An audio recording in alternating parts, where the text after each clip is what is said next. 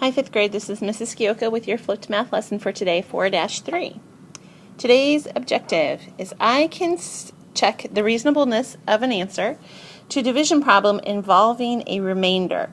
So we're going to be working with division still, and our problems are going to be having remainders on them that we are going to be checking for reasonableness. And remember, we've talked about reasonableness before. Just checking to make sure that an answer makes sense is really what reasonableness is. Here's our first practice problem. There are 60 students attending a field trip. One adult is needed for every 8 students. How many adults are needed for the field trip? So first I want to look at what this problem is asking me to do. I need to find out how many adults are needed on the field trip. My important information is that there are 60 students going, and one adult is needed for every 8 students. Okay? So I know that if I have a total of 60 and I'm going to put them in groups of 8, that I'm going to have to use division to do that. So my equation is going to look like 60 divided by 8. So I created a model to show my thinking. So I have this bar model. So I have 60 students represented here with that line, and I'm going to group them into 8. One chaperone will be needed for every 8 students. So every group of 8 of 8 students will equal 1 chaperone. So my division problem is 60 divided by 8, and I'm going to go ahead and put that in a division box. 60 divided by 8.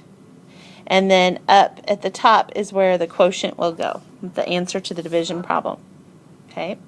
So I'm going to start by looking at the first digit, 6 divided by 8. And 6 is too small to be divided by 8, so I'm going to go ahead and look at the whole number, 60 divided by 8. I have to know my multiples of 8 in order to do division. 8 times 1 is 8.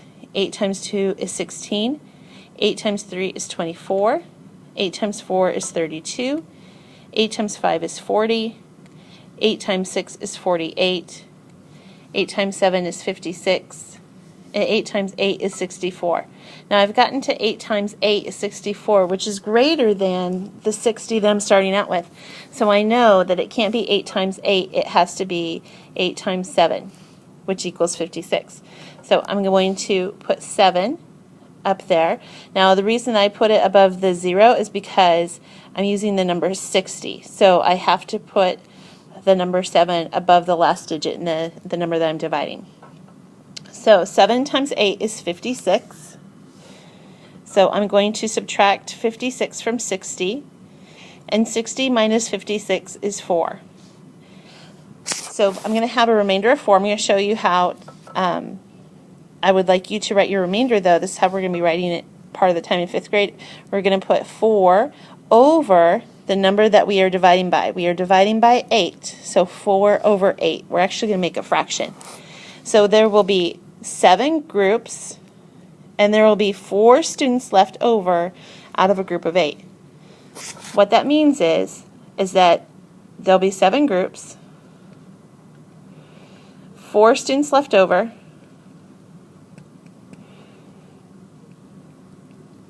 and if there's 7 groups, that equals 7 chaperones. Okay?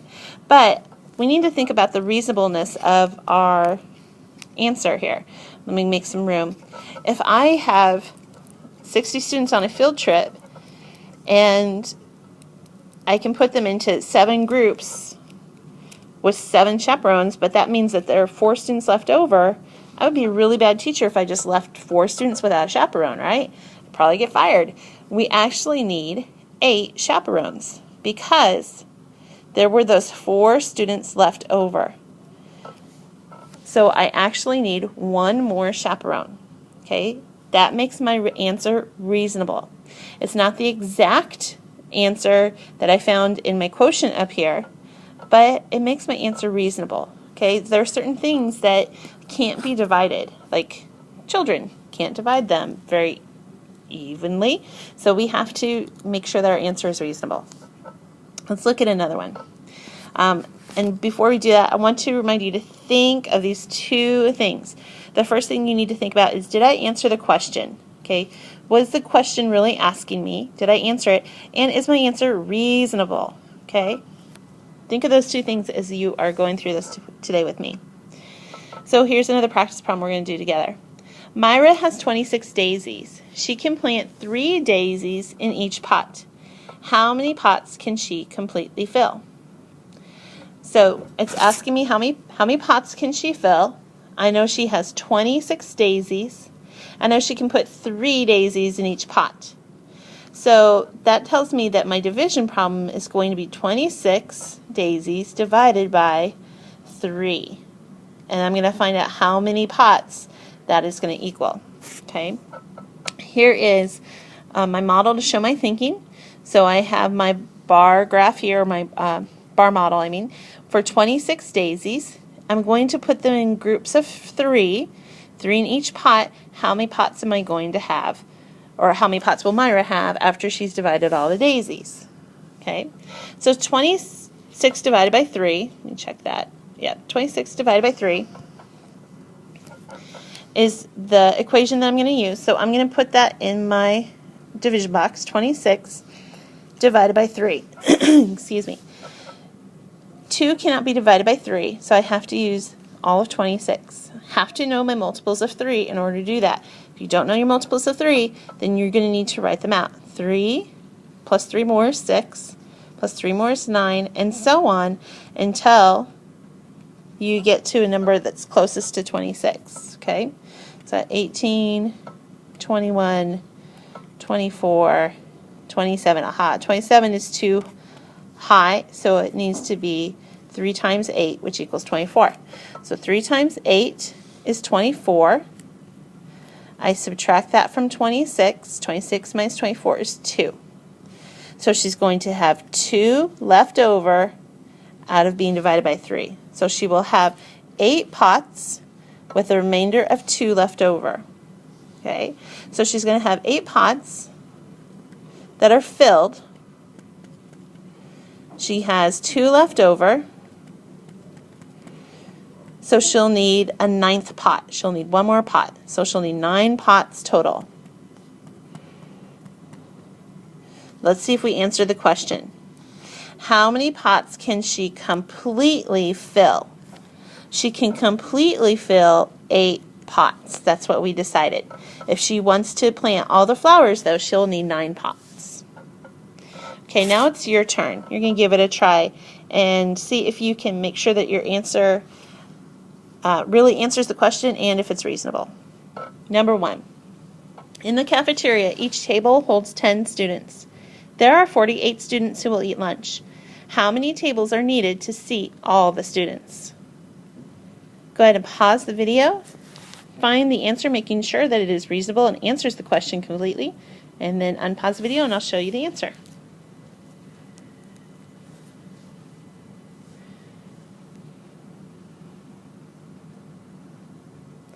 Okay, the problem is asking you to find out how many tables are needed to seat all the students. The important information you need to know is that there are 48 students who are going to eat lunch, and that only 10 of them can fit at a table at a time. My equation is going to be then 48 students divided by 10 students each. So 48 divided by 10. And I wrote it in my division box as well. 48 divided by 10. And I'm going to find what the quotient is. So I know my multiples of 10. 10 times 4 is 40, and 10 times 5 is 50. So 5 is too much, so it must be 4. 4 times 10 is 40. I'm going to subtract that from 48. 48 minus 40 is 8. So there's going to be a remainder of 8 out of groups of 10. So I know that they're going to need at least 4 tables that are going to be full. Okay, but that means 8 students are going to be left over. They're going to need some place to sit, right? So they will need an extra table. So there will need to be 5 tables total. One of the tables will not be filled. The 5th one will not be filled, but 4 of them will be filled. So make sure we answer the question. How many tables are needed to seat all the students? In order for everybody to sit down, then they're going to need 5 tables total. Okay, let's try another one. Number 2. A wood carver made 179 carved animals. The animals will be shipped in boxes that can hold 8 animals. How many boxes will be completely filled? How many animals will be left over? Go ahead and pause the video and solve it.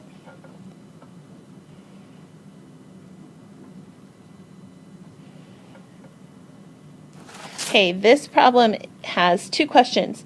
How many boxes will be completely filled, and how many animals will be left over? So we have to answer both of those questions. The important information is that there are 179 carved animals, and that each box can hold 8 of them.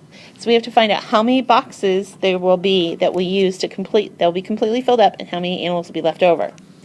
So our equation is 179 divided by 8, and I put that in my division box over here. 179 divided by 8. And I'm going to start by looking at the 1.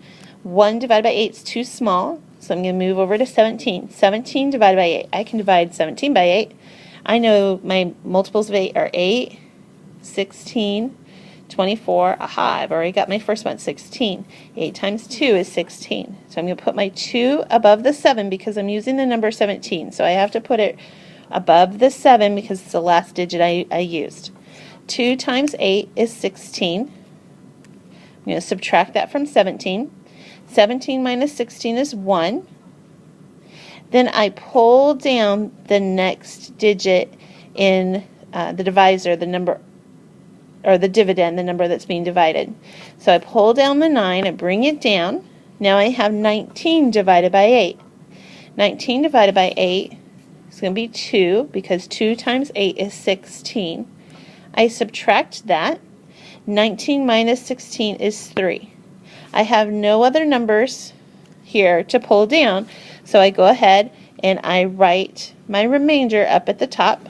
My remainder is 3, and there's going to be 3 out of 8 left over. Okay, so 22 boxes will be filled.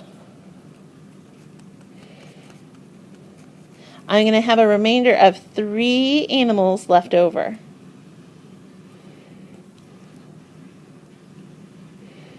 So if he could ship another box, he could put 23 boxes, but then that 23rd box won't be full. So let me check, make sure we answer the question completely. How many boxes will be completely filled, and how many animals will be left over? Okay, 22 boxes will be filled, and 3 animals will be left over. So we've answered the question completely, and our answer is reasonable, it makes sense. Number 3, this is our last one. Leon is buying ice chests to hold 144 bottles of lemonade for a picnic. Each chest holds 20 bottles. How many ice chests should he buy?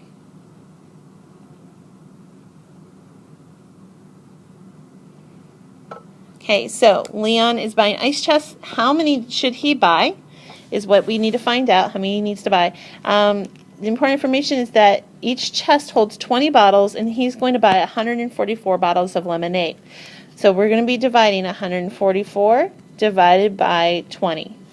144 divided by 20, put that in my division box. Okay, so I'm going to start by looking at the first digit. 1 divided by 20 is too small. 14 divided by 20 is too small, so I'm going to have to use 144 divided by 20. So I'm going to think about my multiples of 20, or I could just think about my multiples of 2 and kind of ignore that 0 for a second. Okay, we could do that. 2 times 2 is 4. So 2 times 20 is going to be 40, right? 3 times 20 is 60. 4 times 20 is 80. 5 times 20 is 100. 6 times 20 is 120. 7 times 20 is 140. I know because 7 times 2 is 14. Just put on the 0. And that is very close to 144. So that's the one I'm going to use. Okay? So I know that 7 times 20 is 140. I'll subtract that. 144 minus 140 is 4. So there will be 4 20ths left over. He'll need 7 ice chests, but then he'll have 4 left over. So if he wants to make sure that they're all chilled, then he'd have to buy 8 chests if he wants all of the bottles of lemonade to go into a chest. And if he didn't, then he would have some left over. So he's going to have 8 chests to get them all chilled. Okay, so that is our answer for that one. You are finished for today. Thank you. See you later. Bye-bye.